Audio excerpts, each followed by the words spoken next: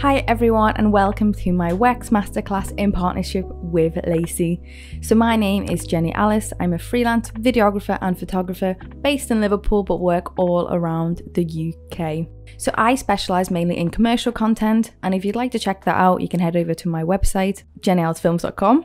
And if you'd like to connect with me on my socials, I'm very active on Instagram and I do enjoy a good TikTok, so you can reach out to me on there at Jenny Alice Films. Okay, so before we get started on this masterclass, I just kind of want to run through what I'm going to be covering. So first off is going to be the pre-production. So how I go from a brief to planning for a shoot, kind of the steps that I would take in doing so. And then I'm going to be talking about the gear I'm currently using for the shoot. And I'm going to show you how I back up on location, showing you guys my workflow, and then also running through any tips and tricks that I have picked up throughout working as a freelance videographer. Also, don't forget I am live in the chat throughout this video, so if you have any questions throughout, drop a message and I will reply to that as well. So let's get started. Okay, so the first thing I want to focus on today is the pre-production. Now this is such a crucial part of your production. It just means that you know exactly what you're going to be filming. It just means you know exactly what camera equipment and lighting equipment you're going to need. And it also means that you're on the right track, the right vision that your client is looking for. So for me, the pre-production stage is super important, and sometimes I feel like it can get like overlooked or forgotten about. So I just kind of want to touch base on my pre-production and how I go about it with my clients. So first off, when they get in touch, they normally say, "Hey Jenny, can you make me a video?" Now, whether this is an existing client or a new client, I always ask them two questions. So the first one is, do you have a budget? Obviously. And then the second one is, can you send me a brief? Now I always ask for the brief in writing, and by writing I basically just mean over email. This is just because I can then sit down and read it. I've got it as a reference when I'm doing the pre-production, so like I can go back to it and refer to it. But also sometimes you'll find that things can change, especially if it's a long production. Sometimes a client may forget what they've asked for, or maybe they want more videos than the initial quote. So it's really important just for your own sanity just to have that brief written down so you can refer back to it if you need to. So that's the first thing I do. Now, from the brief, I'm able to kind of work out, well, briefs come in all different shapes and sizes, and it really depends on how detailed they are. Sometimes they'll be super detailed, and other times they'll be like 3 or 4 sentences. So this is when it's your chance as a professional to ask questions, to really delve in deep and figure out, what am I going to be filming? So things like, how long are the videos going to be? Where am I going to be filming them? Where are they going to be posted? Like, there's so many questions that you really need to ask. Something that really helps me is if I ask for references. So like, for example, if it's a music video, do you have references of other music videos that you like? Do you have references of videos that maybe you don't like? Just so that you can avoid doing something that maybe they don't want in the video. So from the brief, I will create the quote, and then from the quote, I will create the script, the storyboard, the shot list, whether I need lighting, sound, cast and crew. All of these things are answered through the pre-production phase. So in regards to writing a shot list or creating a storyboard, I find that they're really important. It just allows me to see the shots more visually, see if they work together on paper. But also if I'm doing a shot list, it just means like if you go on set sometimes, or most times, it is very busy and there's a lot going on. You can think in your head when you're sat at home in a quiet room that obviously you need a wide shot, a mid shot, a close up, whatever. And you can think that's really easy. Now, when you go on location and you're filming, sometimes there's a lot going on and it's very easy to miss crucial shots. So just to make your life easier, I highly recommend writing a shot list beforehand. And this just means when you go on location or in the studio, you already have a shot list ready and you can tick that off accordingly. And then you can do extra shots, but you know, and you have that peace of mind that you've done the shots that you needed to do. So a tip from me is, if you are going to be using music in your video, is to try and get it approved in the pre-production phase. This just means that you can listen to the music, you can visualize how you want this production to look. And it also means if you're storyboarding, creating a shot list, you can listen to the music and you can visualize how you want this production to look. What message do you want to create? How do you want the audience to feel? And through choosing the music, it's such a big factor, and you can really imagine how you're going to shoot this, and you can create a storyboard from that. The next thing is really important for me is scheduling time. So when I go on to shoots, I always overschedule time, and every time we always finish on time, because I always find some things take a little bit longer. Sometimes you want to change the set design, and there's also things like that you can't control, technical problems, someone being late, things like that. There have been times where I have thought of a shot and I've been really excited, and in my head it's been really easy, and then I've gone to do it and it's taken 3 or 4 shots to do, and that's obviously extra time. And if I hadn't have scheduled a little bit of extra time, then it would have become very stressful. And you got to remember, you don't always film everything in one shot. Sometimes it takes 2 or 3 shots. So you just need to kind of remember just to not stress yourself out too much, or not give yourself enough time if it is going to take a little bit longer. If you're running out of time, that's when normally things go wrong. That's when mistakes are made, when you're running out of time and you get a little bit stressed and you've got all these people here and you need to make sure that you get everything finished. So I always recommend to have more time than you expect. I also feel like, personally, from experience, people are a lot happier to go home early than they are to stay behind. You've got to remember, people have commitments and other things like that, so always overschedule it. Give yourself a little bit of slack for extra takes, set design, makeup, etc. And just don't stress yourself out trying to cram everything into half a day if it is going to be, a full day. I feel like, and I don't want to keep saying this, but it's so important to take the time and just plan as much as you can, especially if you are like a solo shooter, or maybe just not feeling very confident. It might be like one of your first shoots.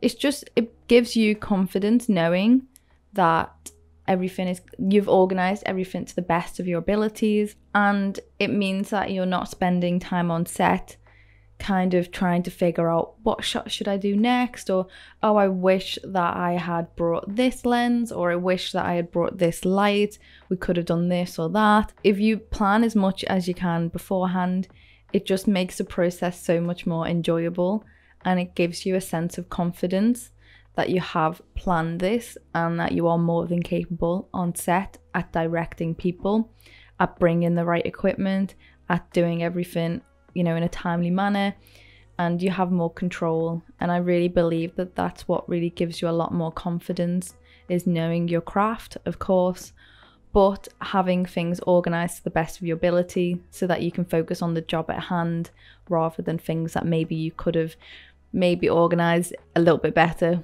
when you got on set. So the best advice I can honestly give you guys is just to take a little bit of time in the pre-production phase. It's very easy to want to just pick up your camera and go straight to location and start filming, but trust me, a little bit of time spent in the pre-production phase is rarely ever lost. So yeah, that is that. Now moving on to like camera gear and equipment, and one of the most asked questions I always get is what is in my camera bag, and I'll be honest, it changes all the time. I don't have one set camera bag set up, and this is because every client that I work with has a different brief, has different requirements, and this just means that every time I go to see different clients, I need to take different equipment for that brief. So it's really about working and understanding your camera and your equipment, your lighting, your audio, and knowing what you need for a particular shoot. So I say this time and time again, it's really important to pick the right gear for the job. If you need a particular camera or a particular lens, always think about the option of renting gear. So there's no point buying something if you're only going to use it once. Or maybe you're not sure you want to buy a camera and you kind of want to test it out a little bit first. I always say rent the equipment out, or if you're going to purchase something, maybe buy it secondhand. I don't buy anything brand new. I never have since I bought my first camera brand new. I've decided there's no point. So I always buy it secondhand. Wex actually offer you a 1-year warranty after you buy it, and also it gives you that peace of mind buying through Wex that they've been checked and you know the quality of the product you're buying. So maybe consider that as well. So secondhand or renting is always, an option. And myself, I do rent out equipment when I need it. So what I'm going to be filming is a music video, which I'm super excited about. Music videos for me just allow me to be super creative, and this one is going to be really fun. So again, with the pre-production phase, you know, I've had references, I've got mood boards, I've done my shot list, my storyboard, and I know what equipment I'm going to take with me on this shoot. So the camera I'm using today, drum roll, is the Panasonic S1H. Now, for those who know me, know that this is my go-to camera, but I just want to say I don't use this camera for every shoot. It's just for me, for this particular shoot, it just works really well, and it's going to be the camera I'm going to use today. So a little bit about this camera and why I love it. So it's got 10-bit internal recording, it's got scopes, it's got XLR inputs.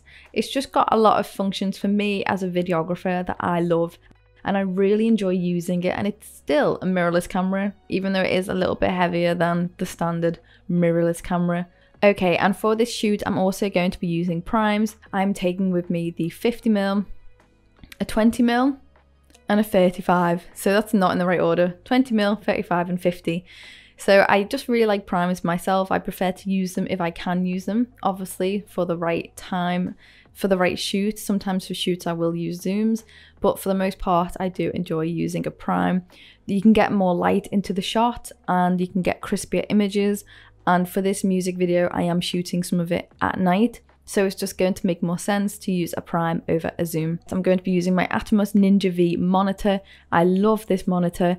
The reason why I love this monitor is because I've used monitors in the past which have literally done the same features as my camera. They've just given me a more detailed view of what I'm filming, as the LCD screens on mirrorless cameras especially are very small. However, with the Ninja V, not only can I see the images better, but they have like added functions in it. So for example, I can shoot an S-Log and I can actually import LUTs onto the Atomos, which basically means I can watch the footage as it would look with a LUT rather than wait until post. I can also film in different codecs such as ProRes RAW. I can film directly to the monitor. There's just so many different functions that I can add to my setup. So I am taking a gimbal with me as well because I want to get some nice moving shots. So I'm taking the Zion. I'm taking the Zion Crane 3S with me. I feel like that in partner with the S1H just goes really nicely. So I'm going to use that. Of course, I'm going to have extra batteries, extra SD cards. And then for lighting, I'm using the Nanlite Power Tubes. Two behind me are going to be with me on set today. Now, I know I said I don't always have the same stuff in my camera bag, but I always do have Nanlite Power Tubes just because they're super small, lightweight, and if I do need to bring a little bit of extra light into a shot, I can just take one of them out my backpack and they're quick and easy to use. So they are something that I do have in my camera bag all the time. So there we go. And finally, the last thing that I have in my camera bag, it's a new addition and I've been using it for around about a month and I absolutely love this. It's been like such a game changer for my camera bag setup. It comes with me on every shoot now. So I'm going to reveal what that is. It is my LaCie Rugged Boss SSD. I'm going to give you guys a little bit of information on this before I go on the shoot so that I can kind of give you the lowdown before I show you how I'm going to use it. Well, firstly, it's a LaCie, which we all know and love. I've been using them for about 10 years, since forever. Every time I use a LaCie, I know that they're going to be reliable, they're weather sealed. Now, in the ideal world, you don't want to be taking your LaCie out in the rain and you don't want to be dropping it. But when you're on shoots, they are very unpredictable. Now, being a videographer, I have been on so many locations and they've all been so diverse and different, including beaches, forest. I've been out when it's been raining, and it gives me that peace of mind to know that my hard drive is safe. So basically, the difference between this and a standard hard drive, well, first off, it's an SSD. So obviously you guys know what an SSD is, right? So if you don't know what an SSD is, basically it's a solid state drive, which is different to a standard hard drive. It just means when you use a normal hard drive, there's a lot of moving components in it. It's a lot easier to drop it and lose your footage. So with a solid state with a solid state drive, it literally is in the name. It's just, there's no moving compartments in it, and it means that your footage on the hard drive is so much safer. They're also a lot quicker to edit on, so it improves your workflow, and they also last a lot longer. So I always say to anyone who is a videographer to invest in an SSD over a normal hard drive, especially if you're going to be editing off it. It will save you so much time. So the real reason why I've been carrying this in my camera bag and it's been like my go-to addition to my setup is because it's not only an SSD, I can actually use this as like a portable computer. So I'm going to explain that a little bit more. I can back up my footage whilst I am on location without a computer.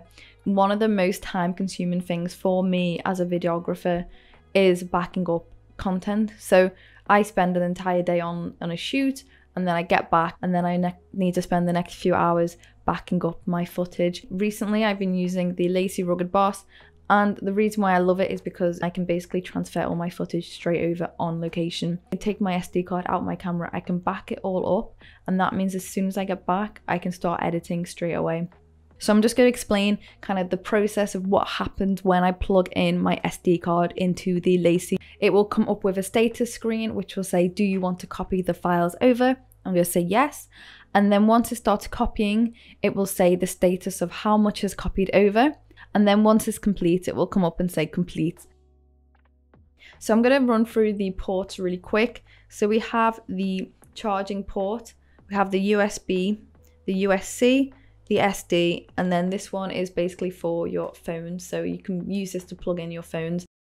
Now, there was part of me that did worry at first when I first used this, and I backed up all the footage and I was too scared to format my SD card. I thought, what if it hasn't all transferred over, which I think is a pretty normal worry, right? So it's really good that LaCie have an app, and all you have to do is download the app, plug the cable into your phone, and then you can see all of the footage that is stored on the drive on your phone on the app. And it doesn't matter what phone you have, LaCie provide 3 different cables. So one's Lightning, one is USB-C, and one is micro USB. So it pretty much has you covered for all the aspects there. You can also use this as a charging bank, so you can plug in your phone using the cable.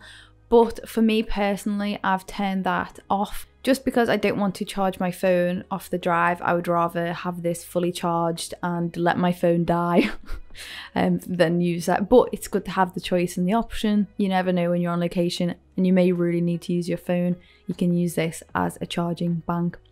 One more thing as well, if you're anything like me again, I was a little bit apprehensive in the fact that I was worried when I would transfer footage over to my drive that it would duplicate if I didn't format the SD card.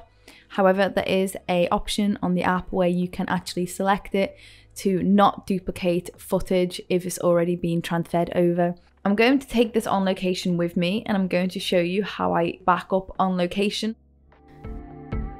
Okay, so we are now on a behind the scenes. So as you can see, I am just balancing up my gimbal, and then I was shooting at 120 frames per second on this shoot, which just meant that I had to go into my synchro scan and just change the shutter angles to make sure that the lights weren't flickering in the background. So once I got that sorted, I set it to around 85, which worked really well for me on this shoot. Okay, and then I'm just setting up my Atomos. So just making sure everything's looking good. And I'm just putting my Pavo tubes 30C on either side. I had them a magenta and teal, really nice contrasty colour. And now I'm just briefing the model and just directing her so she has more of a feel for what she is going to be doing. And this is really important as well, just to communicate with the model, because it really sets the scene for the rest of the shoot, and you want to make sure that they're as comfortable as possible. Now, as you can see, we are outside. It is the night time and it is pretty cold, but that's why it's really important to understand your equipment and be able to work efficiently and get everything set up as quickly as possible. Now, as you can see, we are in a dark alleyway, so it was cold, and when I chose this location, I actually chose a bridge so that we are kind of protected from the weather. So that's something to bear in mind when shooting outside. And I'm going to show you some footage through the camera.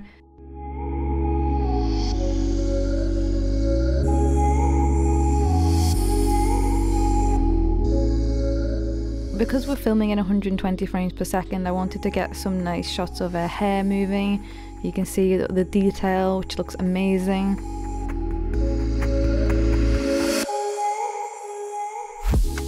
I am also shooting on a vintage lens, which I feel like gives you a nice creamy look to the image. And one of the reasons why I wanted to take you on this particular shoot is I just wanted to show you how you can create something that looks quite magical and really artistic with literally just 2 power tubes under a bridge.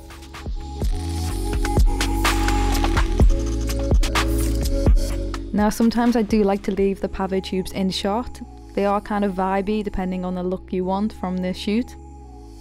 Now after I'd got all the shots I needed on the gimbal, I then went in handheld to get some super detailed shots of the model's face, which I think came out really, really nice.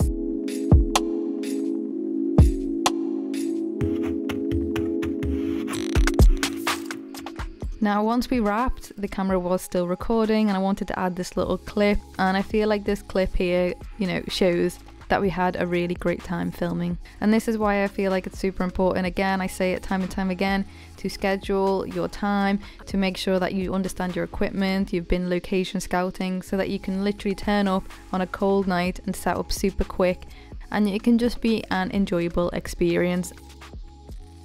Okay, so we just wrapped at the shoot, and before we head back, I'm just going to back up all my footage. So all I'm going to do is plug it into the LaCie hard drive, and I'm just going to copy over my footage. This basically means now when I'm traveling back, all my footage is backed up already, so I can literally head back and start editing straight off this hard drive. So I just want to kind of run through my workflow once I get back from a shoot. So first off, I plug in my LaCie into my laptop. Now I do use Windows and Mac, so it is great for me to use LaCie as they are compatible with both, and as you can see it just appears on my desktop. Now what I'm going to do is I'm going to double click it, and it's going to appear with a few different folders, and I'm just going to focus on the backup folder.